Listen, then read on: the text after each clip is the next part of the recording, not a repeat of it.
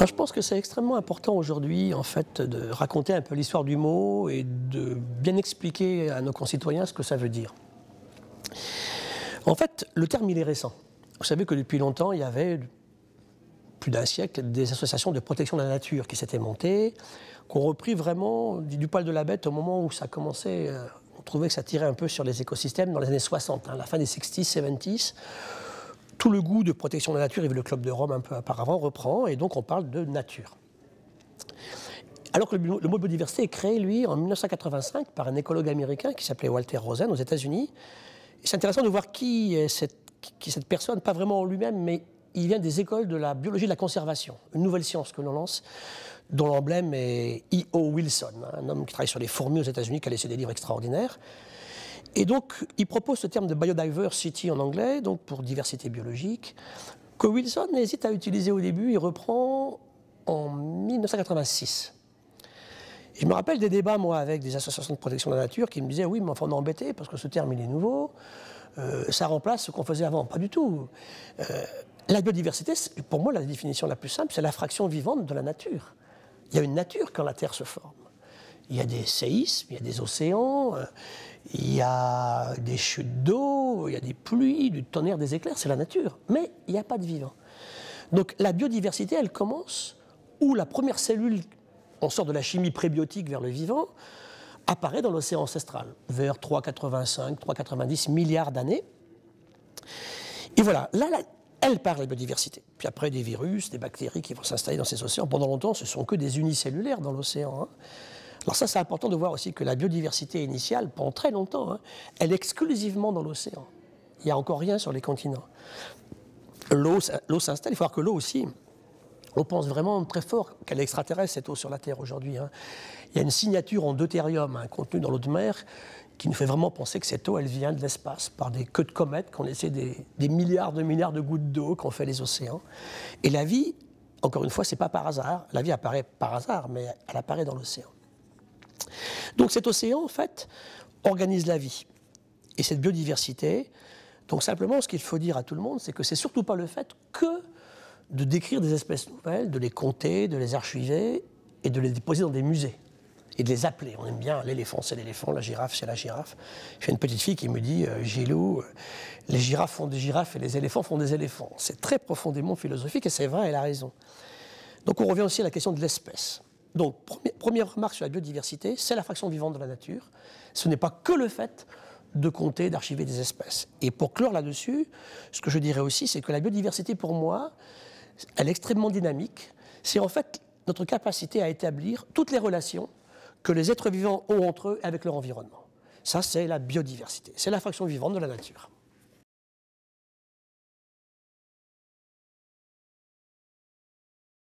L'océan, si vous voulez, bon, il y a l'océan du passé, l'océan d'aujourd'hui. D'abord, la première remarque par rapport aux environnements terrestres dans lesquels on se trouve, nous, on n'est pas des espèces océaniques, c'est sa stabilité, depuis très longtemps. L'océan est une énorme, il est unique, alors que sur la Terre, il y a autant de systèmes que de parcelles de terre, de terrain, de montagnes, de vallées, de rivières, de marais. L'océan est unique. C'était le grand fantasme des navigateurs. J'avais un bateau, je partais d'un point A pour aller vers un point B, sans aucune barrière, aucune limite, tant qu'il y avait de l'eau, bien entendu. Donc c'est une première grosse différence. Donc l'océan, d'abord, il est unique. Deuxièmement, il est ancestral. La vie n'est exclusivement la biodiversité, que océanique au départ, durant des milliards d'années, puisque si on prend la vie élaborée telle qu'on la connaît, les premières plantes peut-être 1 milliard d'années, les premiers animaux 450 millions d'années, sortent de l'océan, en plusieurs endroits, sous différentes formes, à différentes époques. Donc l'océan, il est unique, il est très stable depuis très longtemps. C'est une énorme masse d'eau salée. Et la vie apparaît dans cet océan.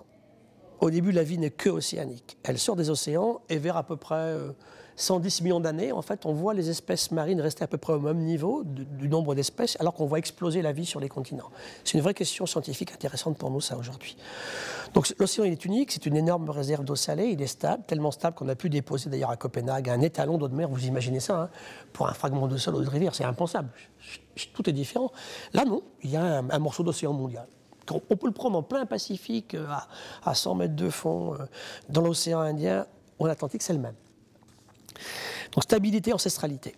Et donc il a permis en fait la survie de groupes très anciens, qui sont toujours avec nous aujourd'hui. Hein. Aujourd'hui, si je prends que les animaux, on classe les animaux en 31 grands phyla, des grands groupes de répartition d'animaux. Tous sont apparus dans les océans, et 12 de ces 31 ne sont jamais sortis de l'océan. Je prends le cas des échinodermes, hein, non compliqué, les oursins, les étoiles de mer, les concombres de mer, les crinoïdes. Ces animaux-là apparaissent dans l'océan il y a 470 millions d'années et n'en sortent jamais. Alors autant à la question pourquoi la vie sort de l'océan, il n'y a pas de réponse, elle fait ce qu'elle veut la vie. Par contre à la question pourquoi au début il n'y a que les espèces animales arthropodes, hein, les crustacés qui vont devenir les insectes, et les prépoissons qui sortent, oui, là on a des réponses à ceci, après les amphibiens et après les mammifères et les oiseaux, par des successions d'évolution. Hein. On ne passe pas comme ça du poisson à l'oiseau, évidemment, bien sûr. Donc l'océan, c'est ça, ancestralité, stabilité. Aujourd'hui, une énorme réserve qui nous paraît inépuisable, dans laquelle l'homme va chercher des ressources vivantes de l'océan.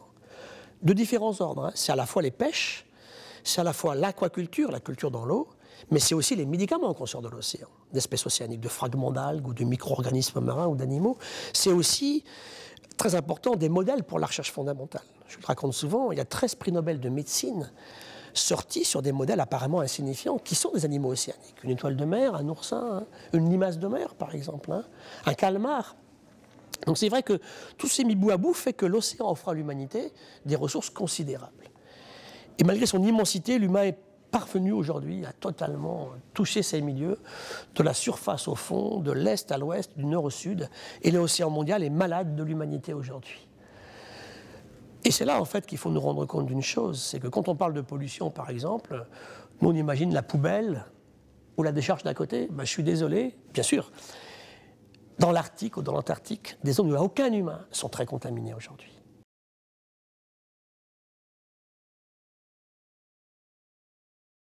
Alors, ce qu'il faut dire aujourd'hui d'abord, au niveau du temps, hein. Bon, d'abord, des problèmes de pêche, ils ne sont pas aussi anciens que ça, à part les harengs de la mer du Nord, et surtout les baleines, qui ont été massacrés entre 1850 et 1960, parce que ce n'étaient pas des stocks de pêche, tout simplement. Un animal qui porte son bébé 15 mois et qui fait un bébé tous les 3 ans, ben, ce n'est pas un stock de pêche. Quand vous avez un turbo qui vous largue des millions d'ovocytes, hein, ou bien une sole, ou bien une morue. Donc à part ces cas particuliers, les problèmes de pêche, ils sont récents. Ils remontent aux années 1970. L'humanité avant pêchait sans souci. Donc ça veut dire qu'il y a eu une époque où les moyens industriels qui ont été développés, et surtout l'apparition de techniques de pêche extrêmement destructrices, comme le chalutage par exemple. Il faut voir qu'aujourd'hui, on chalute beaucoup plus que la surface de forêt qui s'en va. Hein. Il n'y a plus aucun plateau occidental de la planète qui n'est pas chaluté aujourd'hui. En Méditerranée, là où j'habite, on estime que chaque mètre carré entre Barcelone et Marseille est au moins visité 2 fois sur la même année par des chalutiers. On ne laisse rien. Et un chalut, il attaque le fond, il vous prend tout. On débarque aujourd'hui des petits animaux de façon inconcevable. Quand je vois des sols sur le marché ou des rougets comme ça, alors on me dit, oui, mais on aime la friture. Ben oui, mais si on aime la friture, demain, on mangera que des patates. Hein. Donc ça, c'est très clair. Donc les pêches, il y a un aspect qui m'effraie aujourd'hui, c'est l'accélération des systèmes. Philippe Curie nous dit, en fait, en 15 ans, on a détruit 75% à 90% de tous les grands poissons pélagiques. On n'a jamais pêché les thons comme aujourd'hui. Les morues, on a tellement pêché, 500 années de pêche à la morue, 90 du chalutage industriel, on a perdu la morue. Donc ces pêches, c'est récent, ça s'accélère en permanence, et aujourd'hui, la FAO nous dit qu'il reste moins de 1/4 des stocks qui ne sont pas totalement pressurés ou aujourd'hui exploités. Donc, une vraie question posée, il faut qu'on arrête. Donc, les pêches mondiales sont finies. Alors, je ne dis pas qu'on ne pêchera plus, je dis simplement qu'il ne faut pas dépasser 80 millions de tonnes, 75 000, et puis qu'on laisse effectivement aujourd'hui l'océan se régénérer. Donc, la question sur les pêches, c'est que c'est une méthode ancestrale d'exploitation qui ne peut pas durer comme on la pratique aujourd'hui, bien entendu.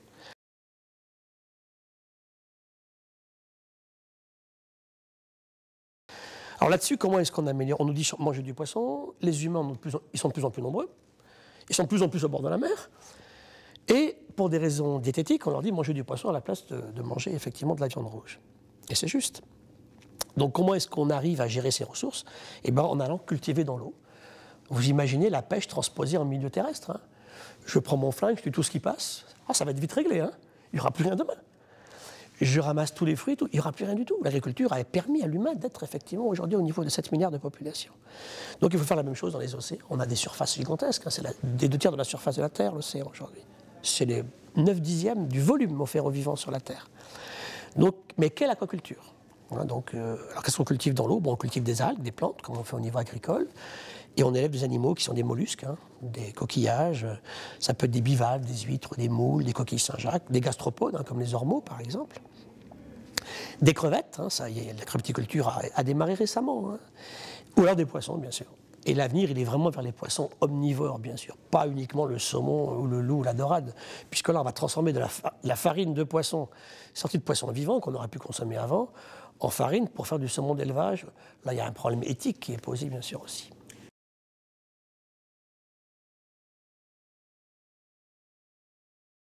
Quelles que soient nos tendances politiques ou ethniques, enfin nos réalités ethniques, on ne peut pas travailler sans limitation d'accès à la ressource. Parce que c'est une cueillette, la pêche. C'est belle lurette qu'on ne fait plus ça au niveau continental. Donc ça, c'est le premier aspect. Les pêches, rebaisser la pression actuelle et pêcher durablement, intelligemment des produits de haut de gamme pour des marchés qui sont intéressants. Donc répondre à la demande par l'aquaculture, pas par la pêche. Elle ne peut pas répondre à la pêche. Ça, on le sait depuis longtemps. Aquaculture, donc développer les algues, ça c'est très intéressant. Développer les mollusques, oui, sachant quand même que les biomasses de mollusques seront toujours constamment dépendantes du fait qu'en fait on ne mange pas l'animal entier. Amusez-vous à peser ce que vous mangez dans une coquille Saint-Jacques vivante, vous verrez, vous en mangez 10%. Donc on ne résoudra pas les faim dans le monde par les élevages de mollusques ou de coquillages. Bon, ça reste un produit intéressant, par contre avec un danger très grand, c'est qu'ils sont extrêmement dépendants de la qualité de l'eau dans laquelle on les produit. Aujourd'hui, on voit les problèmes littoraux qui se posent aujourd'hui, avec l'humain de plus en plus présent et une eau qui est trop contaminée pour faire des élevages de mollusques. Les crevettes posent un énorme problème de destruction massive d'environnement, parce qu'on a en fait fait beaucoup d'extensifs, on a détruit énormément de mangroves tropicales. Donc là, il y a une question éthique qui est posée, technique, où il faut que les crevettes, on les produise vraiment différemment, avec du naissin d'écloserie et des élevages, disons, raisonnablement semi-intensifs, semi-extensifs. Et les poissons, ne surtout pas élever que des poissons carnivores, ça n'a pas beaucoup de sens. Ou alors, si, la recherche nous permettra demain d'élever des truites ou des turbots à partir de protéines d'origine végétale. C'est parfaitement envisageable. Aujourd'hui, moi j'ai fait faire une thèse à une étudiante, on a fait de la truite parfaite avec du petit pois, du lupin, c'était ça à l'époque, et un peu de colza. Donc ça aussi, c'est une possibilité. Et le reste, bien sûr, je pense que l'énorme progrès, il viendra des espèces de poissons omnivores. En eau douce, les carpes, mais en eau de mer, les mulets, les tilapias, les poissons-laits, tous ces exemples-là. Oui. Donc je vois une cartographie qui va un peu se différencier de l'actuelle. Une pêche plus réduite, plus respectueuse de l'environnement, qui ne va pas tricher sur les débarquements, parce qu'aujourd'hui, en fait, tout est faux, parce que tout le monde triche sur les débarquements. Et comme on se met sur des chiffres faux pour faire des calculs et des modèles mathématiques, ça ne marche pas. Et faire une aquaculture complémentaire de la pêche, durable, qui pourquoi pas, d'ailleurs, pour être un soutien à la pêche, faire du bébé en élevage pour le relâcher que les pêcheurs capturent après. On a vu l'exemple du sea ranching avec les saumons, ça a marché. Il n'y a jamais eu autant de saumons qu'aujourd'hui dans le Pacifique. Le sea ranching, ça consiste à faire un bébé saumon en élevage, à le laisser partir et à le capturer au retour. Donc, une harmonie entre la pêche et l'aquaculture, baisser l'effort de pêche, tout de suite, il faut vraiment, on ne peut plus attendre, c'est pas possible. Ensuite, donc, avoir une pêche avec des unités petites, artisanales, pas des énormes bateaux océaniques, ça tue les ressources. Parce qu'il faut des rendements énormes pour permettre le rendement économique. Et surtout d'arrêter, je pèse mes mots et je suis très solennel, de s'intéresser à l'halieutique sans s'occuper des stocks. On octroie des emprunts pour faire des bateaux sur des stocks qui n'existent pas. Donc on va forcément au drame social. Ça, c'est fondamental.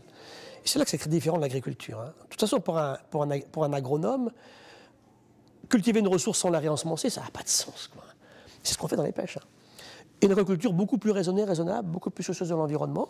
Je pense qu'en 2050, on peut effectivement avoir un milieu marin qui jouera un rôle très important dans sa capacité à alimenter l'humanité.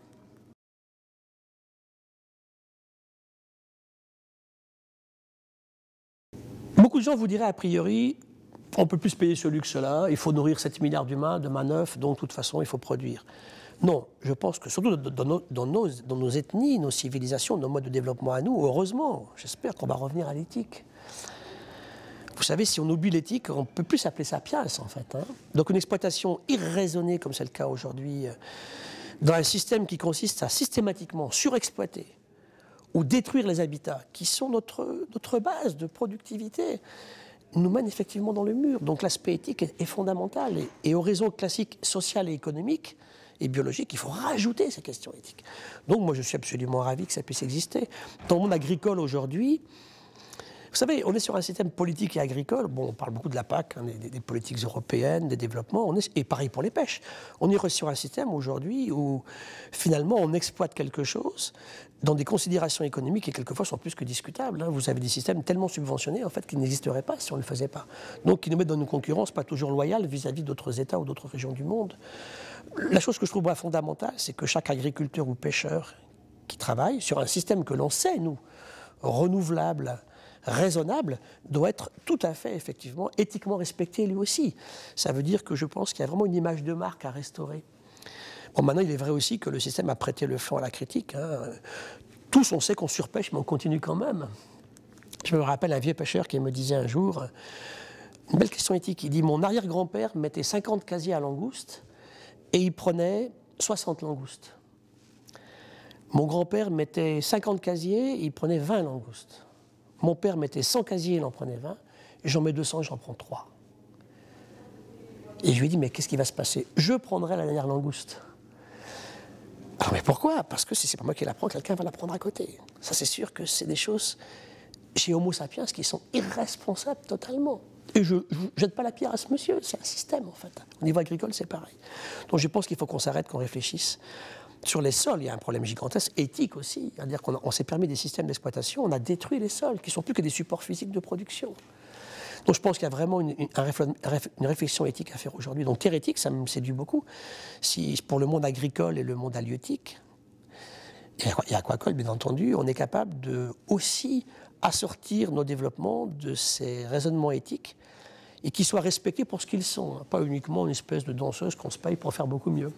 Donc ça me séduit par cela. Tous ces gens sceptiques de tous ordres qui nous disent aujourd'hui, en fait, il n'y a pas de problème, l'humain a toujours été capable de s'en sortir, oublient une chose. C'est qu'un événement extrême extérieur, non humain qui se produit, un séisme, un tsunami, une éruption volcanique, fait beaucoup plus de dégâts aujourd'hui parce qu'on est beaucoup plus nombreux. Vous regardez le grand séisme du tsunami en 2004 en Indonésie, a fait des centaines de milliers de morts. Sans l'écosystème corallien qui a protégé la côte des vagues géantes, ça aurait fait des millions de morts. Donc ça veut dire que...